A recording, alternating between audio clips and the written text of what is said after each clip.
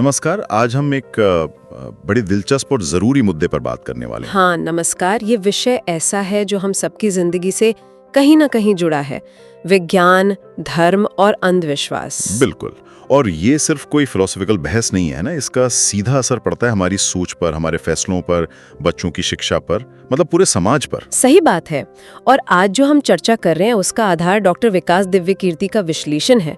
मतलब उनके नजरिए से इन तीनों चीजों को समझने की कोशिश करेंगे। हाँ, उनके विचारों के आधार पर ये देखेंगे कि ये कैसे जुड़े हैं, कहाँ इनके रास्ते अलग हैं और कहाँ टकराव होता है। बिल्कुल। और हमारा मकसद आज ये समझना है कि क्या साइंस और मजहब यानी विज्ञान और धर्म साथ चल सकते हैं।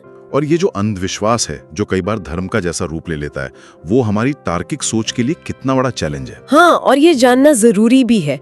हम अक्सर देखते हैं जैसे स्वास्थ्य के मामलों में भी लोग साइंटिफिक सलाह छोड़ के अंधविश्वास के पीछे चले जाते हैं। हाँ, या फिर आस्था को इतना ऊपर रख दिया जाता है कि तर्क और सबूत की कोई जगह ही नहीं बचती। और जब ये तीनों टकराते हैं ना, तो समाज में कंफ्यूजन और कभी-कभी तनाव भी पैदा होता है। तो आज डॉक्टर दिव्यकीर्ति के एनालिसिस से हम इस टकराव को समझने की कोशिश करेंगे और शायद कोई संतुलित रास्ता भी ढूंढ पाए। उम्मीद तो यही है। ठीक है, तो चलिए शुरू करते हैं। सबसे पहले विज्ञान मतलब साइंस की बात करते हैं। इसका मूल स्वभाव क्या है?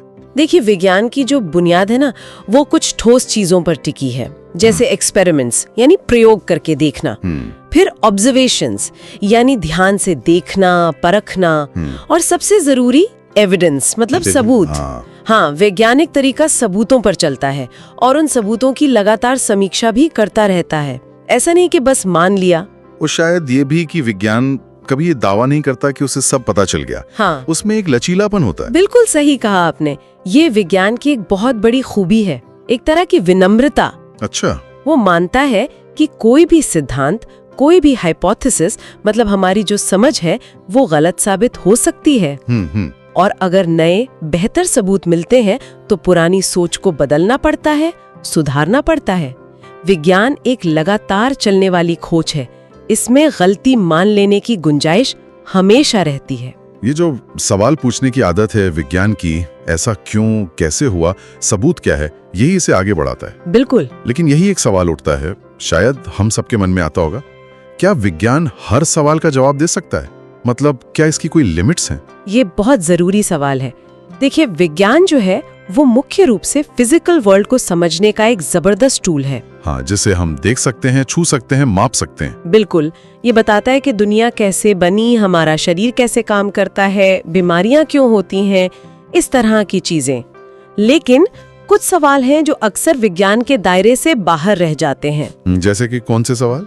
जैसे जीवन का अल्टीमेट मीनिंग क्या है, मतलब जीने का मकसद क्या है, या फिर नैतिकता का आधार क्या है, क्या सही है, क्या गलत है और क्यों, मरने के बाद क्या होता है। अच्छा, ये वाले सवाल। हाँ, या फिर जो भावनाएं हैं हमारी, प्रेम, करुणा, सहानुभूति, इनकी गहराई क्या है।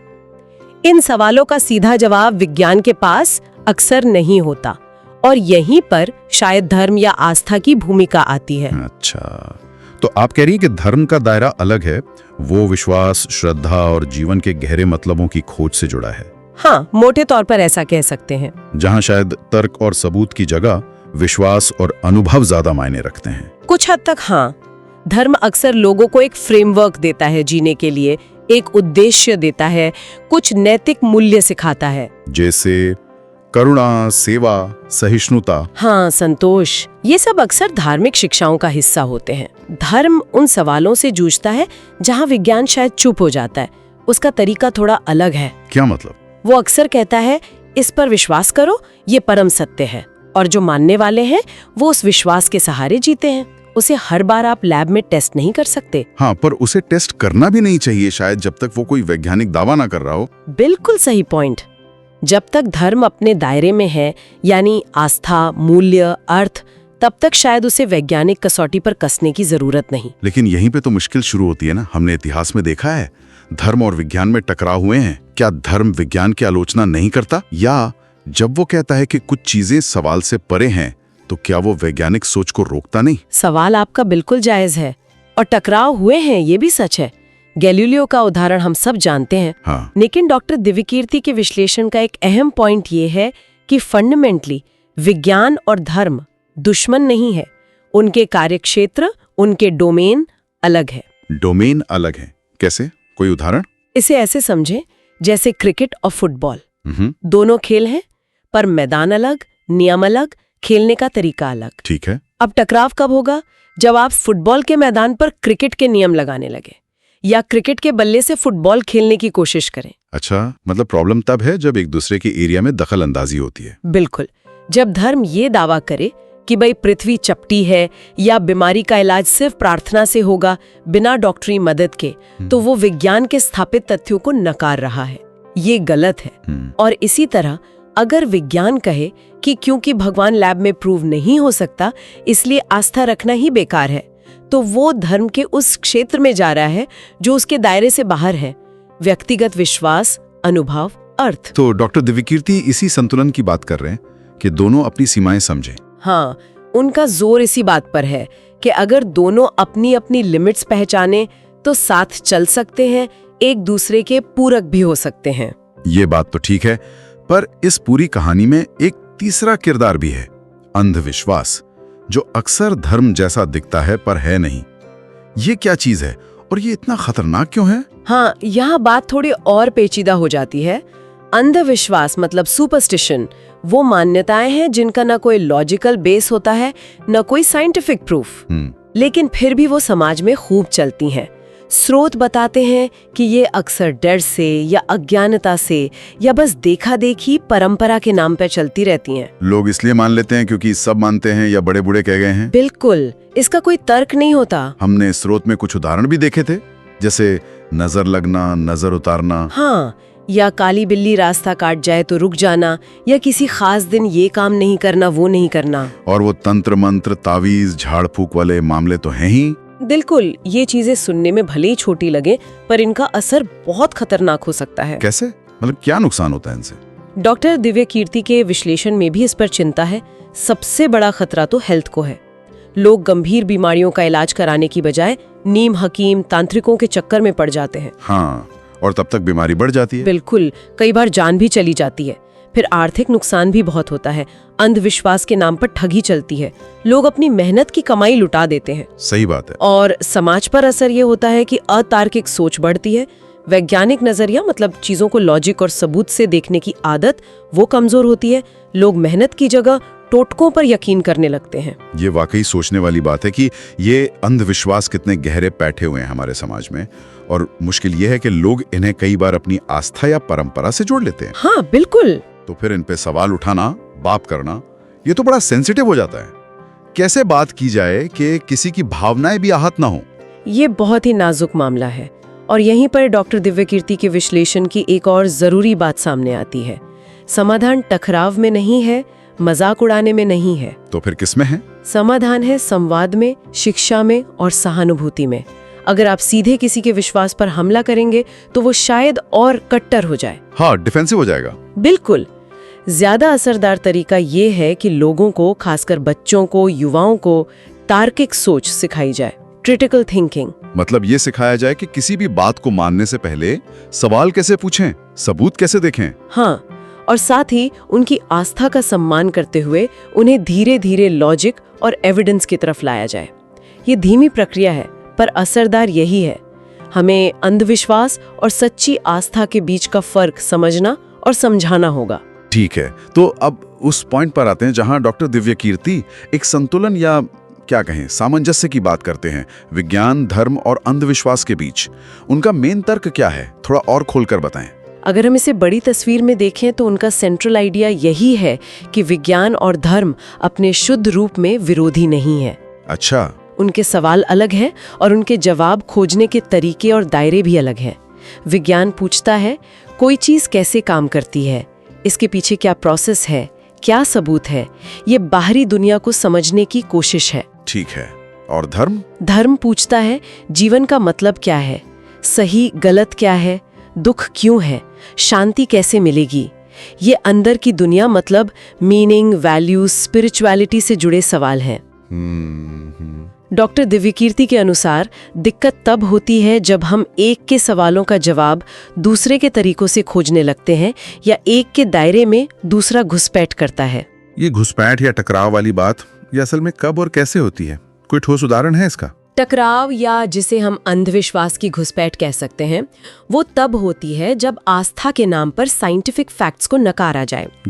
जैसे मान लीजिए कोई कहे कि मेरी आस्था इतनी पक्की है कि मुझे बीमारी के लिए दवा की जरूरत नहीं, प्रार्थना काफी है।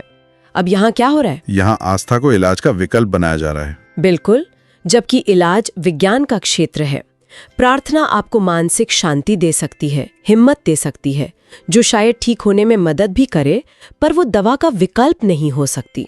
ये अंधविश्वास है। अच्छा, तो फर्क ये है कि आस्था एक सप्लीमेंट हो सकती है पर सब्स्टिट्यूट नहीं बन सकती वैज्ञानिक तरीके का। बात बहुत बारीक है। हाँ, बहुत।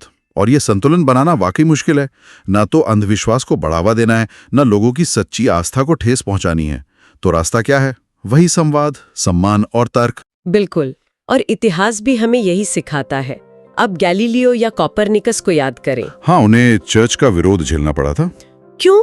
क्योंकि उनकी खोजें, जैसे पृथ्वी सूरज के चारों ओर घूमती है, उस जमाने की धार्मिक मान्यताओं के खिलाफ थीं।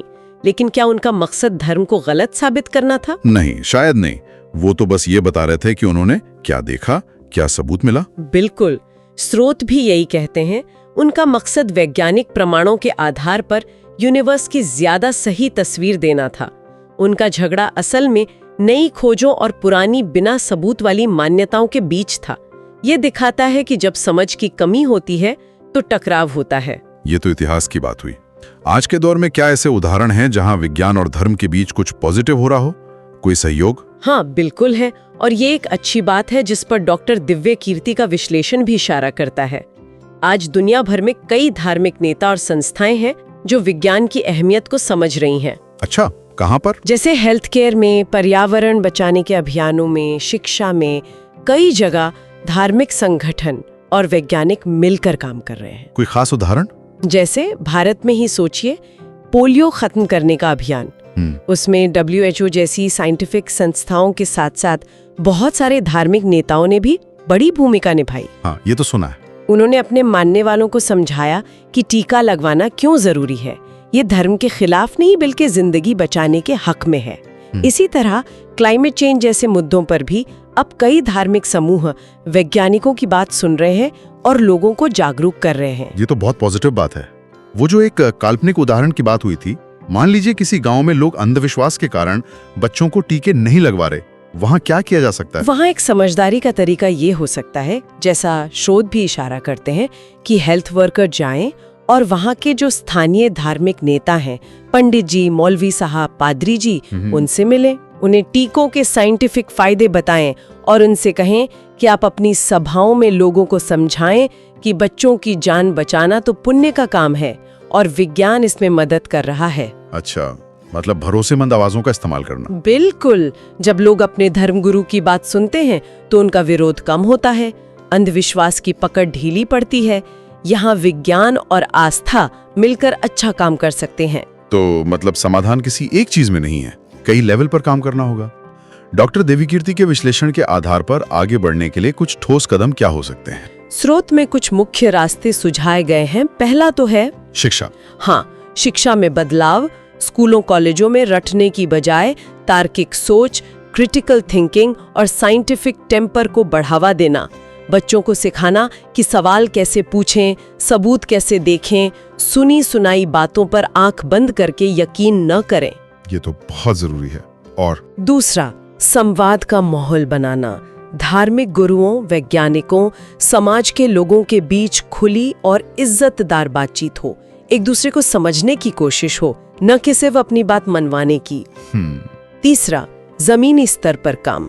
समुदायों में, मोहल्लों में जागरूकता कार्यक्रम, अंधविश्वास के खतरों और तर्क के फायदों के बारे में सरल भाषा में बात करना, सफल उदाहरण देना कि कैसे लोगों ने अंधविश्वास छोड़कर बेहतर जिंदगी पाई। और चौथा, संवेदनशीलता और सम्मान। ये बहुत जरूरी है। लोगों की आस्था गहरी होती है। अंधविश्वास पर बात करते हुए उनकी भावनाओं का ख्याल रखना होगा, मजाक उड़ाने से बात बिगड़ेगी। निशाना विचार पर हो, व्यक्ति पर नहीं। बिल्कुल। और 5वां पॉइंट है लगातार समीक्षा। ये सिर्फ धर्म पर नहीं, विज्ञान पर भी लागू होता है। अच्छा, कैसे? मतलब कोई भी विचार हो, कोई भी मान्यता, उसे समय समय पर तर्क और नए सबूतों की कसौटी पर परखते रहना चाहिए। विज्ञान भी बदलता है और धार्मिक समझ भी विकसित हो सकती है। कट्टरता कहीं भी ठीक नहीं। ये आखिरी बात सोचने वाली है कि हम अपने खुद के विश्वासों को लेकर कितने खुले हैं। क्या हम उन पे सवाल उठाने को तैयार हैं, चाहे वो वैज्ञानिक हो या धार्मिक? हाँ, ये आत्ममंथन जरूरी है। डॉक्टर दिव्य कीर्ति का विश्लेषण हमें यही दिशा दिखाता है कि हठ धर्मिता, चाहे वो विज्ञान की हो या धर्म की, वो रास्ता बंद करती है।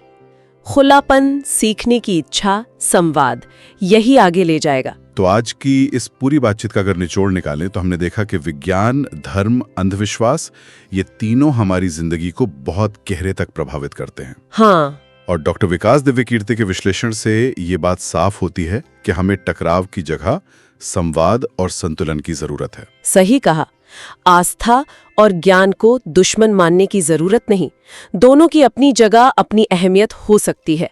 असली चुनौती है अंधविश्वास को पहचानना और उसे तर्क, ज्ञान और संवेदना के साथ बदलना, ताकि एक ज्यादा जागरूक और बेहतर समाज बन सके, जहां आस्था लोगों को जोड़े, तोड़े नहीं। और विज्ञान तरक्की का रास्ता दिखाए।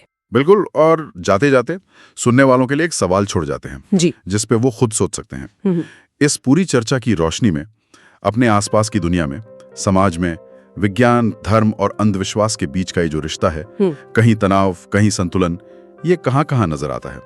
और उन सिचुएशंस में एक ज्यादा समझदार, संतुलित रवैया कैसे अपनाया जा सकता है? ये सवाल हमें अपने विश्वासों को और अपने समाज को और गहराई से समझने में जरूर मदद करेगा। इसी विचार के साथ आज की ये चर्चा यहीं खत्म करते हैं।